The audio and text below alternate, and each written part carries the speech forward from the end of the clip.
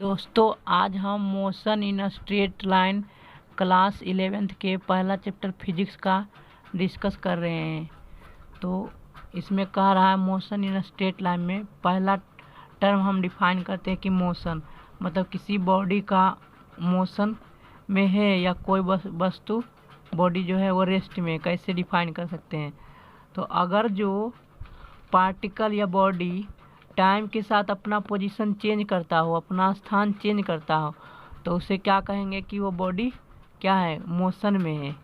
जैसे कि एग्जाम्पल में यहाँ पर लिखा हुआ है डेफिनेशन कि t=0 सेकेंड पर वह ए मतलब इलाहाबाद में है, इलाहाबाद में है, ठीक, शहर में। फिर जैसे टाइम पास कर रहा है वो गाड़ी जाता बढ़ता रहेगा, धीरे धीरे बढ़ता रहेगा। और यहाँ पर एज्यूम किया गया है कि t=5 घंटा पर, है ना, वो बनारस पहुँच गया है। तो यहाँ पर पोजीशन चेंज हो रहा है। शुरू में कहाँ था, इलाहाबाद में था, फिर वह जैसे टाइम पास किया तो कहाँ पहुँचा, बनारस पहुँच गया। तो इससे ये पता चलता है कि बॉडी जो है वो मोशन में है। तो इसीलिए यहाँ पर डेफिनेशन लिखा गया है कि a body is said to be in the motion if position of the body change with the time of passage of time. जैसे टाइम बीतता है और वैसे अगर जो बॉडी का पोजीशन चेंज होता है तो हम क्या कहते हैं, we said that body is in motion, कि बॉडी मोशन में है, ठीक। अब हम रेस्ट का परिभाषा देखते हैं कि बॉडी एट रेस्ट, ठीक। तो बॉडी एट रेस्ट मतलब क्या, कि समय के बीतने पर बॉडी एक ही जगह पर रहे, वो अपना पोजीशन चेंज नहीं करे, तो उसे क्या करेंगे कि बॉडी रेस्ट पर है ना। जैसे कि t=0 घंटा पर भी इलाहाबाद में ही तो ट्रेन है, और t=5 आवर्स में भी वहीं पर है ना, यहीं पर है, ये जो है यहीं इलाहाबाद पर ही ट्रेन है ये, ठीक।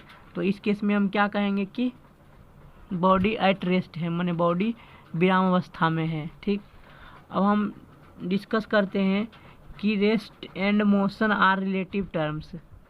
अगला मेरा क्या टॉपिक है, rest and motion are relative terms.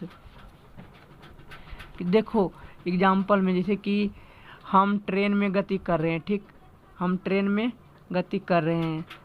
तो जब हम ट्रेन के अंदर बैठे हुए हैं तो और कोई आदमी बाहर ग्राउंड पर ज़मीन पर खड़ा है और ट्रेन को देख रहा है, तो जो आदमी जो पर्सन लैंड पर मतलब कि ग्राउंड में खड़ा है ज़मीन पर, तो उसे लगेगा कि ट्रेन मतलब कि हम और ट्रेन दोनों यात्री जो पैसेंजर है ट्रेन के अंदर बैठा हुआ वो गति कर रहा है।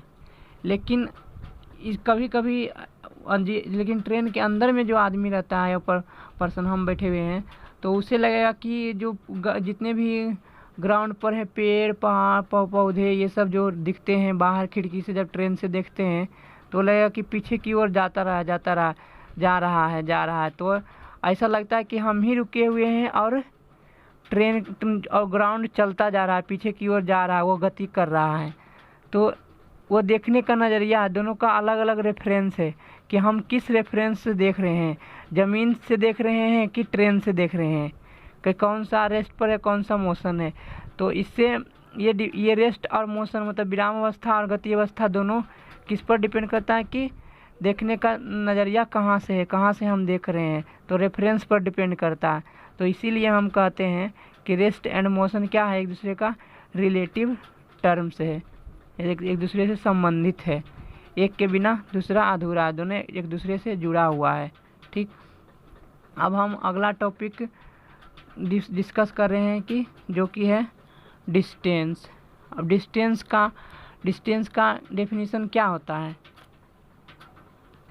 डिस्टेंस का डेफिनेशन क्या होता है कि जैसे यहाँ पर गाड़ी है, यहाँ पर ए पॉइंट पर गाड़ी है, ए पॉइंट से बी पॉइंट पर जा रहा है, तो ए पॉइंट से बी पॉइंट जाने का अनेक रास्ता है, या तो ऐसे जा सकता है, या तो इस पाथ को फॉलो करके जा सकता है, या तो इस तरह से जा सकता है, किसी भी तरह से जा सकता है।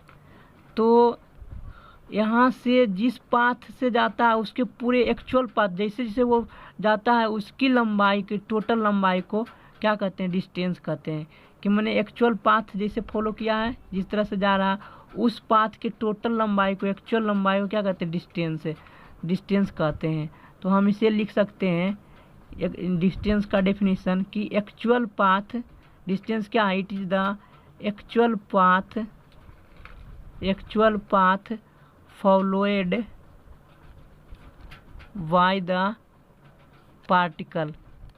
क्या है, एक्चुअल पाथ होता है जो आदमी या बॉडी क्या करता है, ट्रेवल करता है, ये एक्चुअल पाथ है। ठीक, ऐसे यहाँ से यहाँ तक जाने का अनेक रास्ता है, यहाँ से यहाँ तक जाने का, या तो इस रास्ता से जा सकते हैं, इस रास्ता से जा सकते हैं, इस रास्ता से जा सकते हैं। ठीक, तो डिस्टेंस क्या है कि actual path followed by the क्या होता है, पार्टिकल। तो हम इसका ये डिस्टेंस जो है, डिस्टेंस एक स्केलर क्वांटिटी है। जैसे जैसे हम आगे बढ़ेंगे उससे उससे हम डिस्कस करेंगे स्केलर क्वांटिटी क्या कहते हैं और वेक्टर क्वांटिटी किसे कहते हैं। स्केलर क्वांटिटी उसे कहते हैं जिसका सिर्फ मैग्नीट्यूड हो और डायरेक्शन नहीं हो। जैसे कि यहाँ पर हम ए से बी जा रहे हैं, तो ये पता चलता होगा कि यहाँ से मैंने अपने घर से स्कूल जाने में कितना दूरी तय करना पड़ा, कौन से रास्ते से गए हैं, है ना। एक स्कूल से, घर से स्कूल जाने का दो रास्ता हो सकता है, शॉर्टकट रास्ता और ज़्यादा दूर वाला रास्ता हो सकता है। तो दोनों जो एक्चुअल पाथ जो फॉलो करते हैं वो डिस्टेंस होता है। तो क्या हो सकता है कि कितना दूरी तय किया, वो क्या होता है, डिस्टेंस होता है, वो डायरेक्शन नहीं बताता है। तो यहाँ पर डिस्टेंस क्या है, distance is a scalar quantity. क्या है, डिस्टेंस स्केलर क्वांटिटी है। ठीक, इसे जनरली हम किलोमीटर में मापते हैं, ऐसे मीटर भी लेते हैं लेकिन किलोमीटर में ही जनरली मापते हैं। ठीक, तो अब हम इसको हम क्या करते हैं, अब हम डिस्प्लेसमेंट टर्म को डिफाइन करते हैं। ये डिस्प्लेसमेंट क्या होता है। ठीक, तो डिस्प्लेसमेंट का डिफिनीशन ये है कि shortest distance between initial point, from initial point, जिसे जहाँ से चला, पॉइंट ए से चला और बी तक पहुँचा, तो इस दोनों के बीच में शॉर्टेस्ट डिस्टेंस क्या होगा। ऐसे भी जा सकते हैं, ऐसे भी जा सकते हैं, लेकिन सबसे शॉर्टेस्ट रास्ता जो होगा, जो सीधा होगा, इन दोनों को मिलाने वाला लाइन, ये सबसे जो शॉर्टेस्ट डिस्टेंस होगा फ्रॉम इनिशियल पॉइंट, मतलब जहाँ से शुरू किया, और फाइनल पॉइंट जहाँ तक पहुँचा। तो इन दोनों के बीच का शॉर्टेस्ट डिस्टेंस, सबसे कम डिस्टेंस होगा। सबसे कम डिस्टेंस क्या होगा, यही होगा, ए से बी वाला, ए से बी। तो इसी को क्या कहते हैं कि डिस्प्लेसमेंट कहते हैं। और इसका डायरेक्शन क्या होगा डिस्प्लेसमेंट का, कि ए से बी की ओर, है ना, पश्चिम से पूरब की ओर। तो डिस्प्लेसमेंट क्या हो जाएगा कि डिस्प्लेसमेंट का डिफिनीशन क्या होगा कि displacement is the shortest distance. Displacement is the क्या होगा, shortest distance from initial point मतलब जहाँ से स्टार्ट किया चलना, टू फाइनल पॉइंट, और जहाँ तक पहुँचा फाइनल पॉइंट, है ना, उसी को क्या कहते हैं, डिस्प्लेसमेंट कहते हैं। डिस्प्लेसमेंट क्या है, एक वेक्टर क्वांटिटी है, मतलब कि इसका मैग्नीट्यूड भी होगा कि कितना किलोमीटर दूर है ए से बी तक में, शॉर्टेस्ट डिस्टेंस, और किस रास्ता में गया। जैसे कि हम यहाँ से हम स्कूल जाते हैं, घर से अपने स्कूल जाते हैं, तो बताते हैं ना कि किस दिशा में जाएंगे, पश्चिम दिशा में गए हैं कि पूरब दिशा में गए हैं। तो एक दिशा बताता है, तो दिशा बताएगा तो उस दिशा को ही क्या कहते हैं कि डायरेक्शन है। और कितना किलोमीटर स्कूल की तरफ गए, स्कूल जाने के लिए कितना किलोमीटर तय करना पड़ा और शॉर्टेस्ट डिस्टेंस में, तो क्या हो गया, मैग्नीट्यूड हो गया उसका। ठीक, तो डिस्प्लेसमेंट क्या है, एक वेक्टर क्वांटिटी है। डिस्प्लेसमेंट क्या है, वेक्टर क्वांटिटी है। Displacement is a vector quantity. तो यहाँ पर वेक्टर क्वांटिटी का डिफिनीशन क्या हो जाएगा कि वो ऐसा क्वांटिटी जिसके पास मैग्नीट्यूड हो और डायरेक्शन हो, दोनों हो, उसे क्या कहते हैं, वेक्टर क्वांटिटी कहते हैं।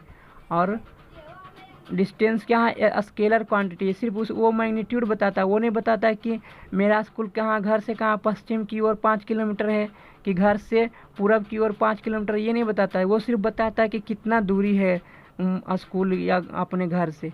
लेकिन डिस्प्लेसमेंट ये बताता है कि अपने घर से किस दिशा में और सबसे कम दूरी, स्कूल के सबसे कम दूरी कितना है, वो बताता है।